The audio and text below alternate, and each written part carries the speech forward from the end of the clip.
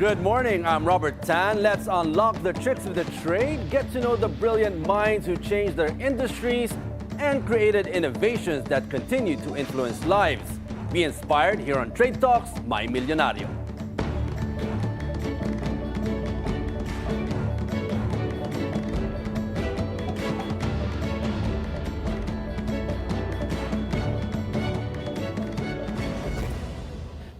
Filipinos are sentimental in nature. We like to keep tokens of special occasions. One way is have them engraved in wood. Our guest for today has turned this concept into a thriving business.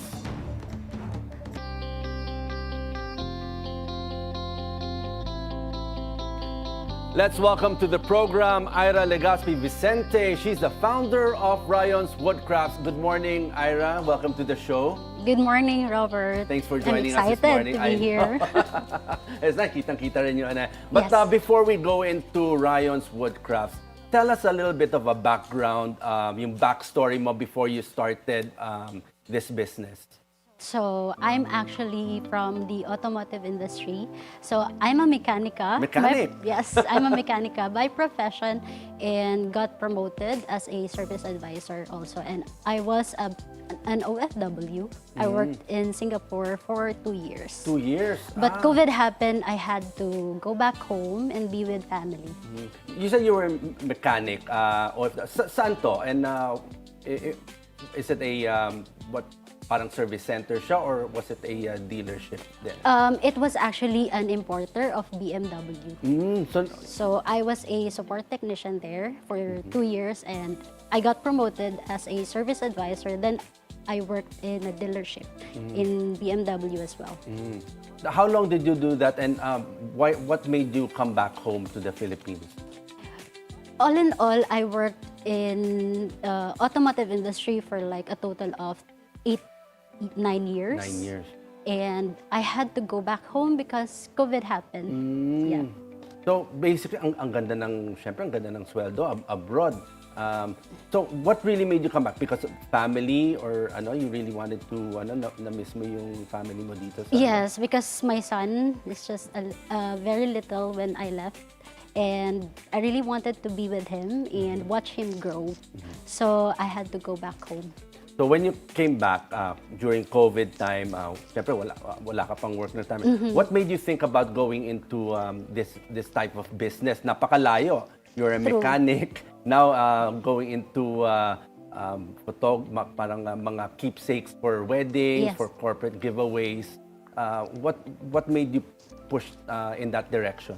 So before really starting into this business, I'm also a virtual assistant. So I worked for 3 years then as a VA and we decided to get married 2 years ago. So that's where it all started because I live far away from my family and as someone who has guests from different parts of the world. I have my tita pa from Italy and then relatives from Zamboanga, Cagayan de Oro City. So I really wanted to have a keepsake that I would keep after the wedding.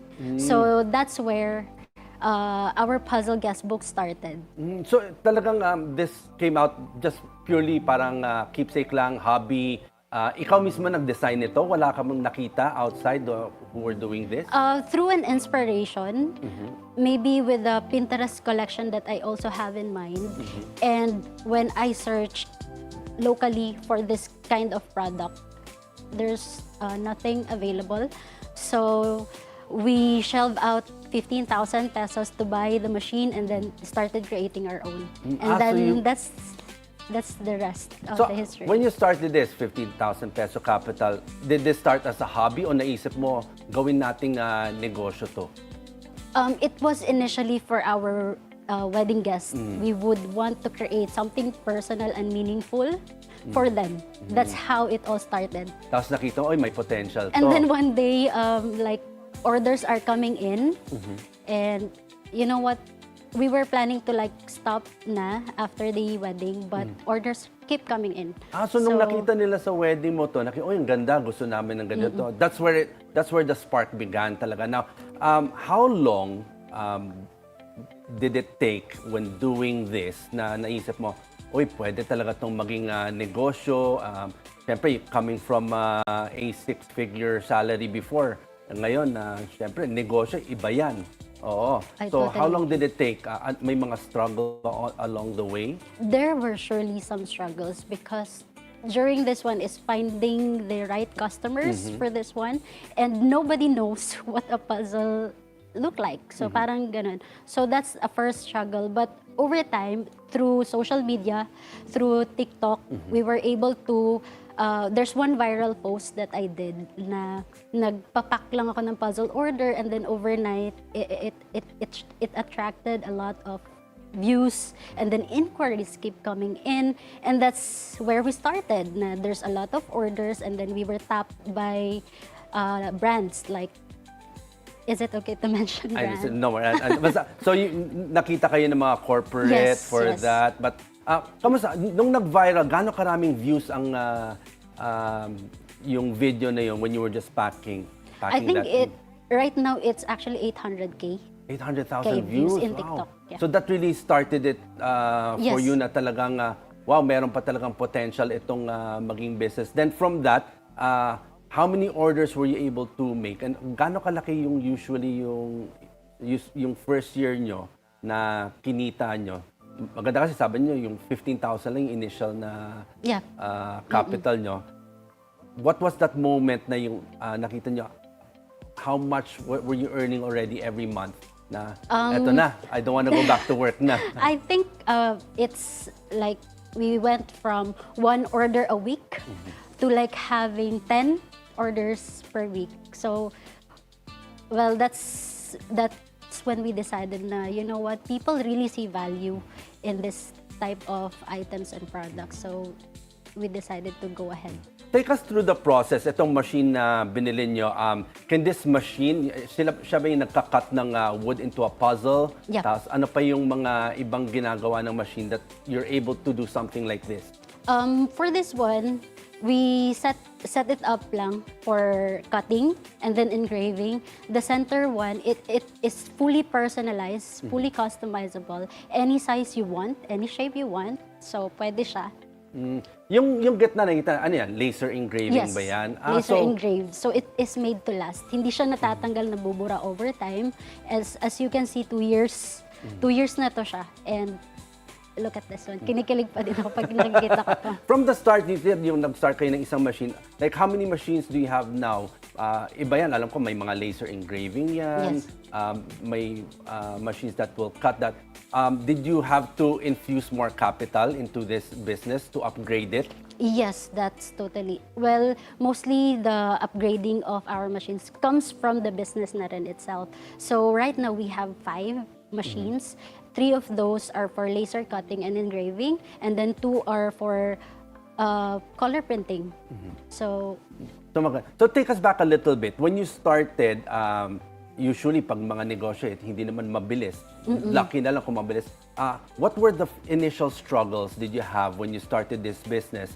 Then how long did it take before nakita nyo ang ganda na ng feedback, marami nang nag-order sa inyo? It was actually initially how to make the machine or how to operate the machine, because we don't have any background in that one. And when the machine needs maintenance, especially when rush orders come, so that was the initial struggle. And maybe finding fundings and then customers selling as well. It's always there when you're in. Nakatulong ba yung background mo being a mechanic? Siyempre, mga machines itong ginagamit. Yes. And hindi biro rin. Yung mga laser engraving, yung mga those that cut wood. Nakatulong ba yan? And also, siyempre, you need creativity when it comes to that. Did you go learn? May mga tumulong ba sa inyo in terms of learning how to create these kinds of creative products that you have, yung mga designs? Yes, actually, I would also love to commend also our co-businesses who also does the same, because they're very generous in sharing and telling also their knowledge. So that's how we were able to learn as well in our craft. And also my husband, he's been a great help ever since we started. Now, in every business, no, many entrepreneurs usually face moments of doubt, hindi lang from family, maybe from friends and from others, or even doubting yourself. Did you ever have to fight through the mga skepticism when you started this, even from yourself? And how did you push forward? Well, that is a daily struggle. Yes, that I would have to. I am aware that is a great challenge, but we are grateful that we are surrounded by a family who supports us in what we do, and also we are very. We choose our group well, and right now we also have mentors, which we are grateful who guided us along the way. So also. maraming support Yes, along the way. one big help. Okay. Okay, Aira, we'll have more creative discussions when we return. Trade Talks My Milyonaryo will be right back.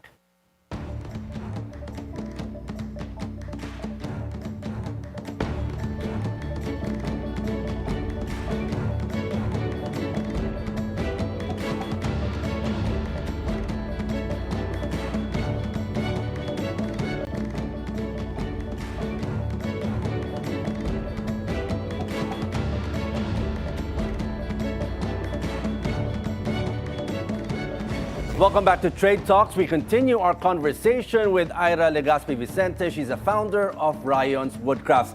Now, Aira, we have some of the products here. Can you just show us, like, what is this type of product? Paano mo nagagawa itong product na to? Okay, so this is it is laser cut from. All this? Yes, laser cut from wood, and this is engraved then. So So this is puzzle. what our puzzle set looks like, Let's see. Can show and this. it's actually for a bride of ours. So ito yung pinaka-ano niya, yung front niya. Then you have the puzzles here. Yes. How long does it take to create something like this from scratch? It will only took like 2 hours. 2 hours. Yes. Mga ganito. Then, you said it's customizable. Ito mga laser engraved mga to. How much would something like this cost for a client? This will cost them around 2,500 to 2,500. 3,000. Yes. Then, itong maliit na to, how It's much would this included cost? then in the puzzle. Ito, Yes, lahat to? yes, lahat yan. Ito lahat to, 2,500? Yes. Lahat, okay. How are you compared to, let's say, the competitors that you have in the same space, sa weddings, sa mga corporate giveaways?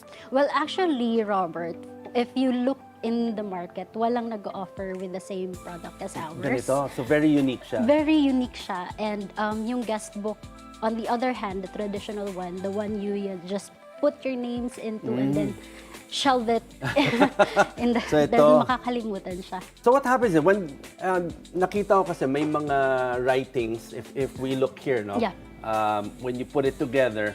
So ito blank pa to, then you Yes. give it to the guest Yes. sa wedding and they write something. So then you can have it framed and talagang keepsake Yes, siya. keepsake talaga siya. So very unique to. Wala pang ibang nakikitang gumawa nito?